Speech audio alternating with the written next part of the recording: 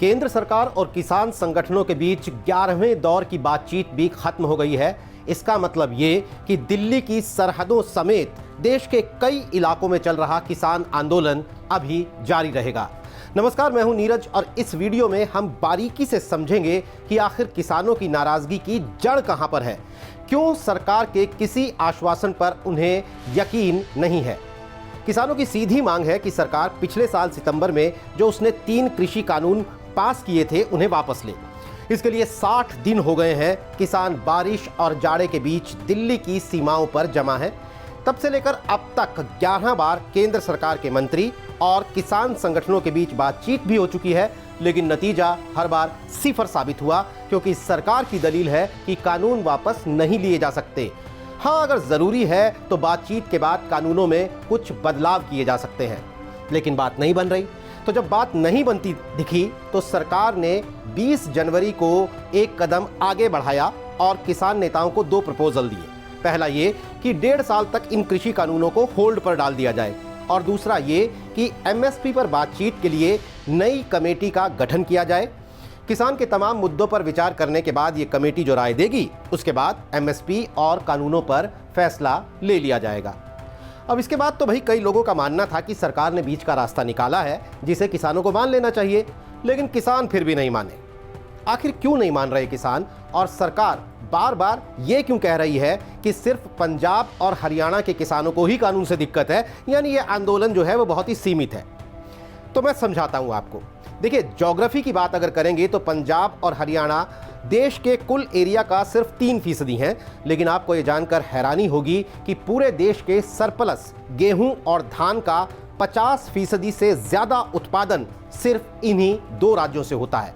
इसे एक और नज़रिए से समझिए।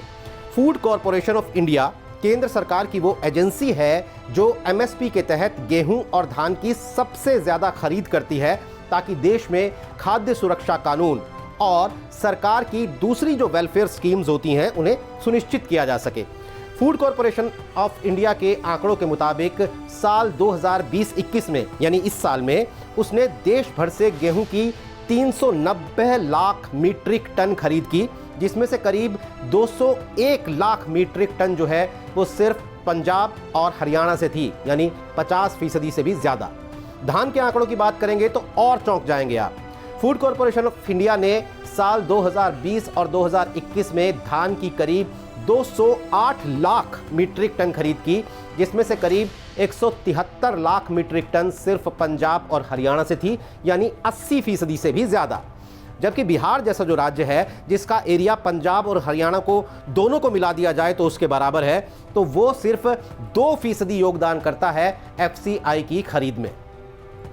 नेशनल सैंपल सर्वे ऑर्गेनाइजेशन यानी एनएसएसओ के मुताबिक खेती करने वाला एक परिवार पंजाब में औसतन 2,16,708 रुपए कमाता है। देखिएगा इस फर्क को।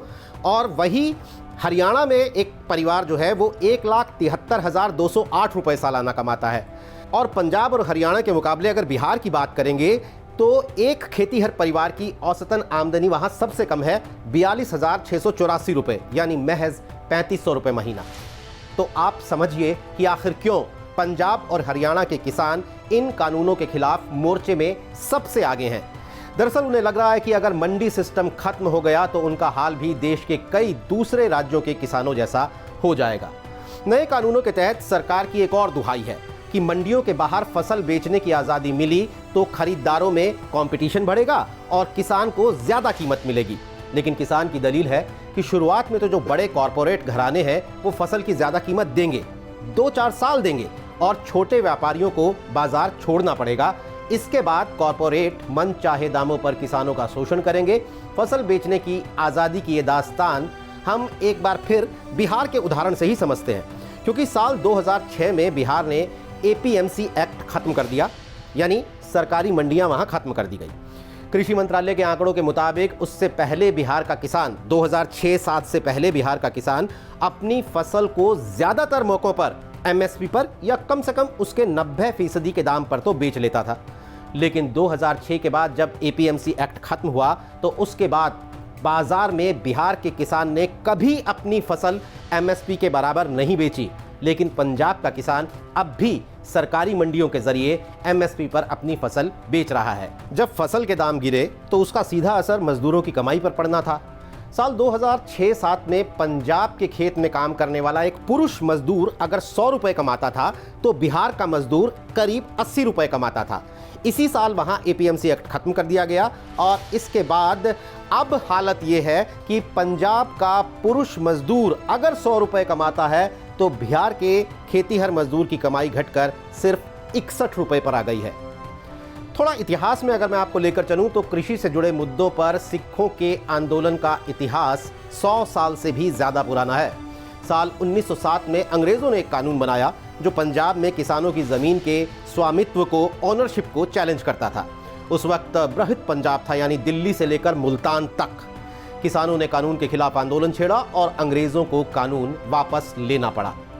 उस आंदोलन के हीरो भगत सिंह के चाचा, शहीद भगत सिंह के चाचा अजीत सिंह थे। अब किसान आंदोलन का ये पेंच तो भैया फंस गया है।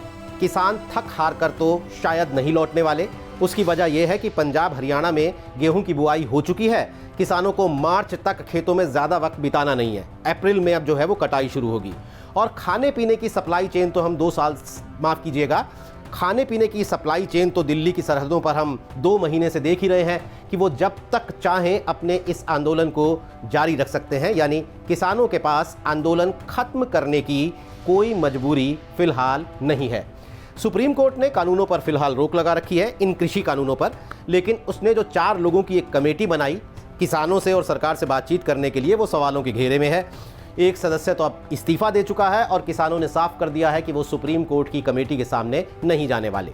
अब चुनौती केंद्र सरकार की है कि वो इस आंदोलन को जारी रहने देती है या फिर किसानों को मनाने का कोई फॉर्मूला निकाल पाती है, क्योंकि किसानों ने तो ये कह दिया है कि वो कृषि कानूनों को रद्द करवाए बगैर, उन्हें वापस करवाए बगैर वापस घर नहीं लौटने वाले।